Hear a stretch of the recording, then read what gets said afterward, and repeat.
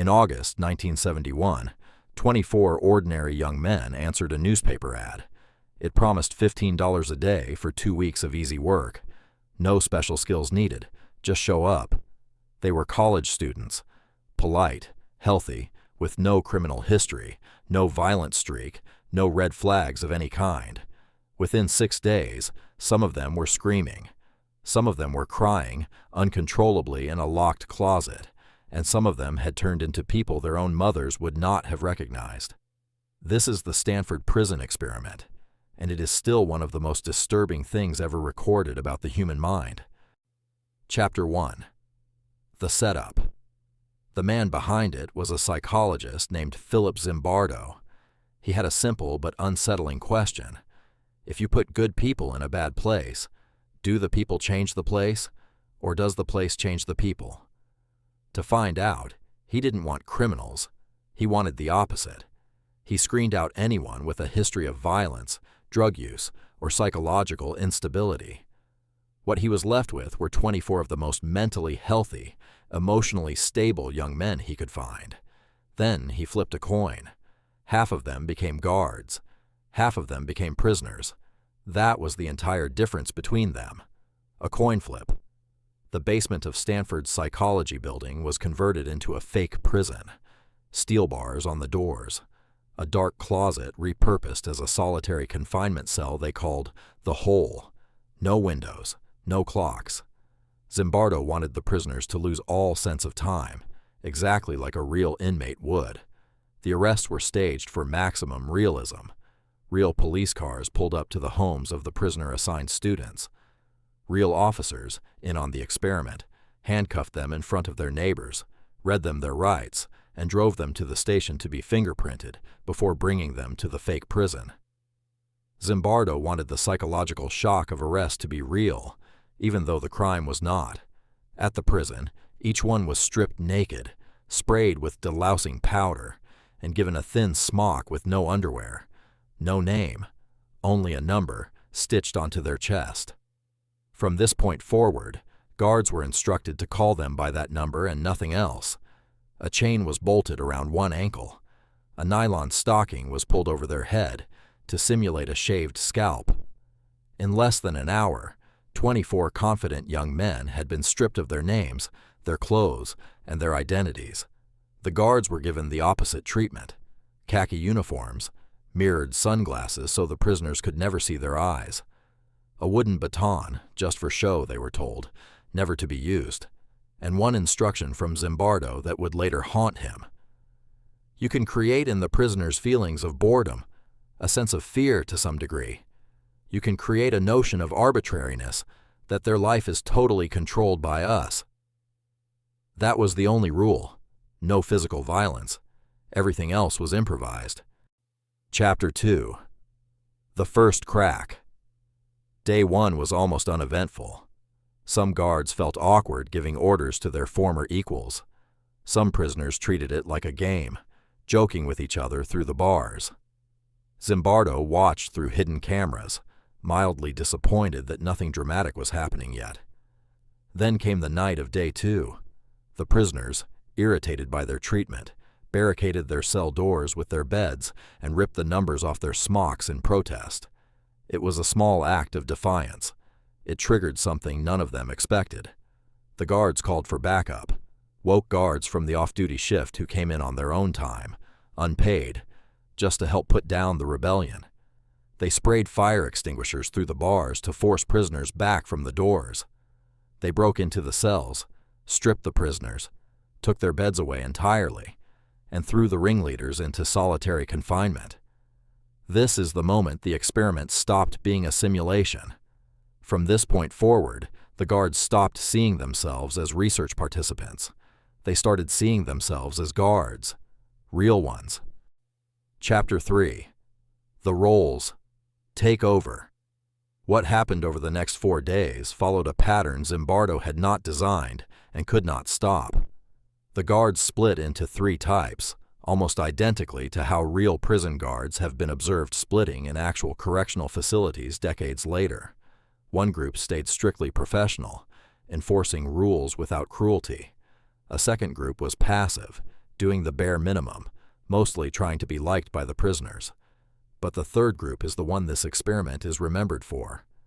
They became inventive in their cruelty. They invented punishments no one had told them to invent. Prisoners were forced to do push-ups while a guard rested a boot on their back. Prisoners were forced to clean toilets with their bare hands.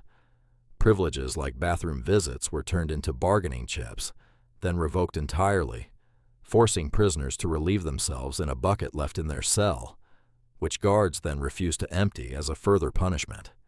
One guard in particular emerged as the most severe of all of them. The prisoners nicknamed him after a character from a prison movie they'd all seen. Before the study, he had described himself as a pacifist, someone who hated conflict.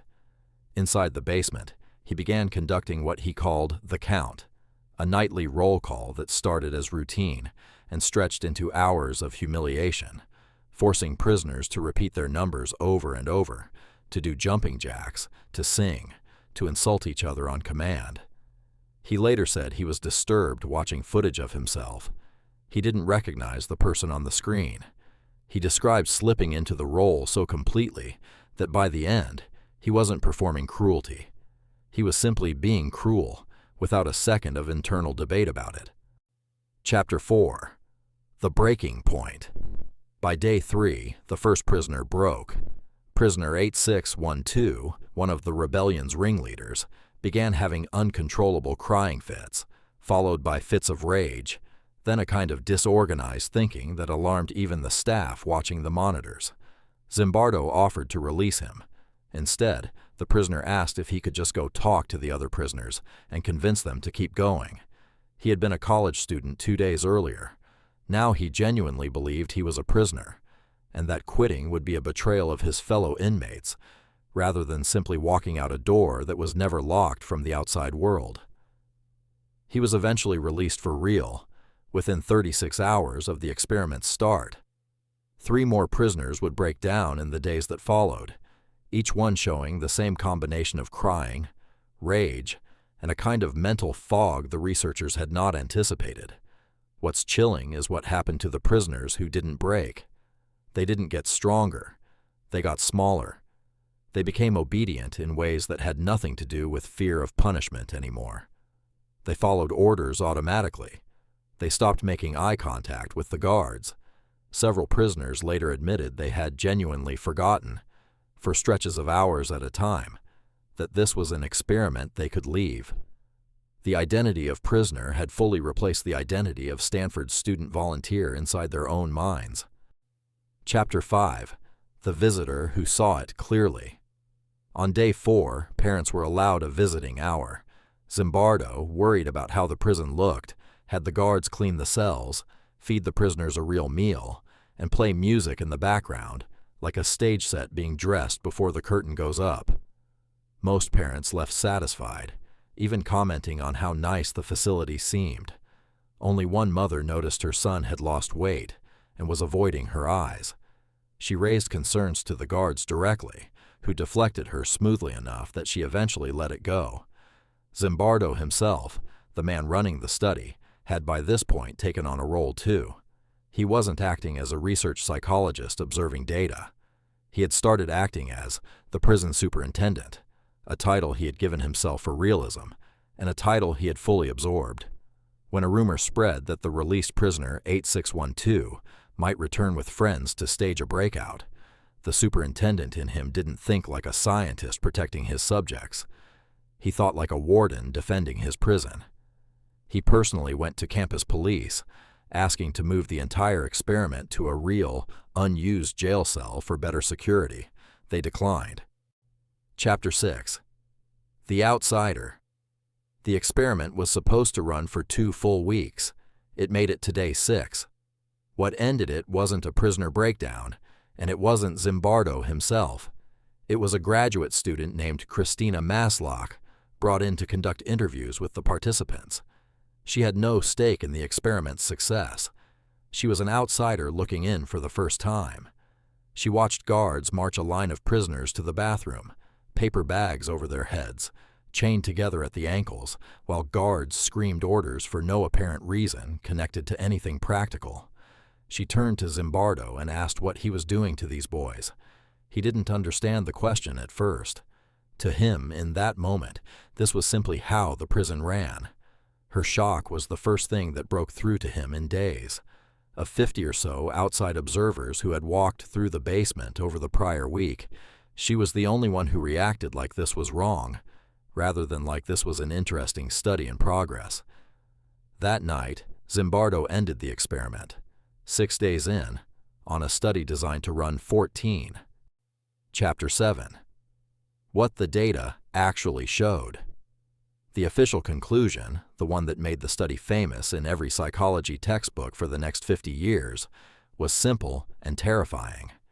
Good people, placed in a bad situation, with enough perceived authority and anonymity, will commit acts of cruelty that nothing in their personal history would have predicted. The situation, not the person, was the cause. Zimbardo called it the Lucifer effect. The idea that the capacity for evil is not a trait some people have and others don't. It's a switch that exists inside everyone, and certain environments find a way to flip it. This idea exploded in popularity because it lined up almost perfectly with something the world had seen play out in real life only a few months later. Decades after the study, the photos coming out of Abu Ghraib prison showed American soldiers, ordinary people with no history of cruelty, posing over hooded, naked detainees in scenes that looked almost identical to the basement of Stanford's psychology building.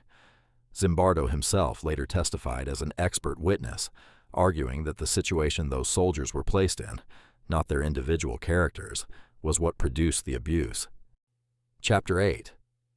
The uncomfortable truth underneath. But here's what most retellings of this story leave out, and it's the part that actually matters most. Decades later, recordings and interviews surfaced that complicated the clean version of the story everyone had been taught. The guard nicknamed after the movie character, the most brutal one of all, admitted in a later interview that he hadn't simply been swallowed by the role helplessly. He had been deliberately performing for the researchers, trying to generate interesting data because he believed that's what they wanted to see. And recordings revealed that Zimbardo's own staff had directly coached the guards beforehand, encouraging them to be tough, to create a sense of powerlessness in the prisoners. The cruelty wasn't a pure, spontaneous eruption from ordinary people. It had been nudged into existence by the people running the show. This doesn't mean the experiment showed nothing. It means the real lesson is even darker than anyone can become evil under pressure. The real lesson is that humans are extraordinarily good at reading what authority figures want from them, and extraordinarily willing to deliver it, even when the request is never spoken out loud. The guards didn't need to be told, "Hurt them." They only needed to sense that hurting them was permitted, maybe even rewarded with attention and approval, and a portion of them ran with that signal further than anyone imagined they could. Chapter 9. The Switch Inside You. This is the part of the story that should make you uncomfortable, because it isn't really about a basement at Stanford in 1971. It's about every uniform, badge, name tag, and job title you've ever put on in your life. The moment a human being is given a role, a costume, and a sense that someone above them is watching and quietly approving, something in the brain starts treating the role as more real than the person underneath it. This is why ordinary employees will enforce a policy they personally find ridiculous the moment they're wearing a name tag that says manager. It's why online, behind a username instead of a face, people will say things to strangers they would never say standing in front of them. The anonymity the guards had behind their mirrored sunglasses is the exact same psychological mechanism as a blank profile picture and a screen name. Strip away identifiability, hand someone a small amount of power over another person, and tell them, even silently, that cruelty here is tolerated, and a disturbing percentage of completely normal people will take that offer. This is also why uniforms exist at all, far beyond their practical use. A soldier, a police officer, a referee, a substitute teacher with a clipboard. The uniform isn't just identification. It's a psychological permission slip that says, you are now allowed, even expected, to behave differently than you would as yourself. Stanford didn't invent this switch. It just built the first laboratory clean enough to photograph it flipping in real time. Chapter 10. What it means for you. The most unsettling finding from decades of follow-up research isn't that some people are secretly monsters waiting for permission. It's that almost nobody can reliably predict in advance which version of themselves they'll become. Every guard in that basement had been screened, tested, and declared psychologically stable before day 1. None of them, if you'd asked them on day 0, would have predicted what they'd do by day 5. That's the part that should actually keep you up at night. Not that strangers might hurt you under the wrong conditions.